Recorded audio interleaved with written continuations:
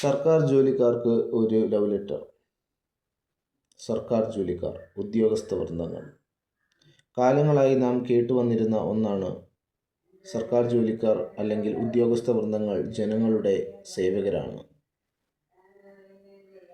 അതിന് അവർ കരുതുന്ന ഒരു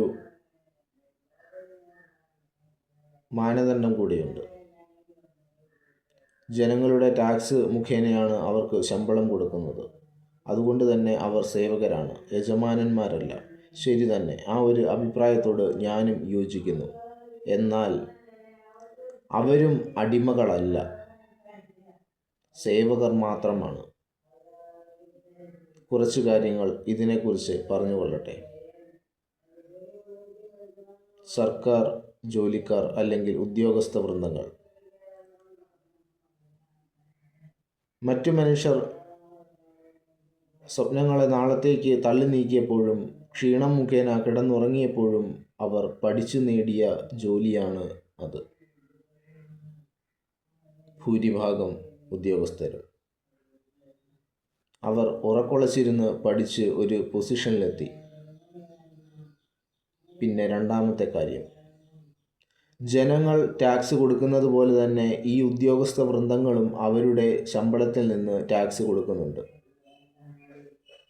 ജനങ്ങളെപ്പോലെ തന്നെ അവർക്കും വികാരങ്ങൾ എല്ലാം ഉണ്ട്. വീട്ടിലെ പ്രശ്നങ്ങളുണ്ട്. അവർ റോബോട്ടുകളല്ല, മറിച്ച് മനുഷ്യരാണ്.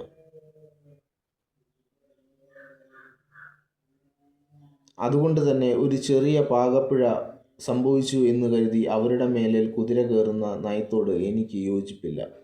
ഇതിൻ്റെ അർത്ഥം നല്ല ഉദ്യോഗസ്ഥരെ കുറിച്ച് മാത്രമാണ്.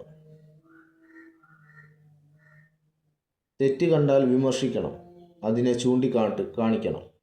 അത് ശരി തന്നെ. എന്നാൽ അവരുടെ മേൽ ആധിപത്യം നേടുന്ന വ്യവസ്ഥിതിയോടാണ് ഈ തർക്കം. അവർ സ്വന്തമായി അധ്വാനിച്ച് വിയർപ്പിൻ്റെ വിലയറിഞ്ഞ് നേടിയെടുത്ത ഈ ജോലി മറ്റാർക്കു വേണ്ടിയും പണയം വെക്കേണ്ട കാര്യം അവർക്കില്ല. ഇതിൻ്റെ അർത്ഥം നാളെ ജനങ്ങൾ വരുമ്പോൾ അവരെ എതിർക്കണം എന്നല്ല. അവരുടെ സേവകരായി തന്നെ ജോലി ചെയ്യണം. എന്നാൽ ജനങ്ങൾക്ക് അവരെ അപമാനിക്കാൻ യാതൊരുവിധ റൈറ്റുമില്ല. ജനങ്ങൾക്ക് അവരെ ഇല്ലായ്മ ചെയ്യും വിധം തർക്കിക്കാൻ യാതൊരുവിധ അവകാശവുമില്ല.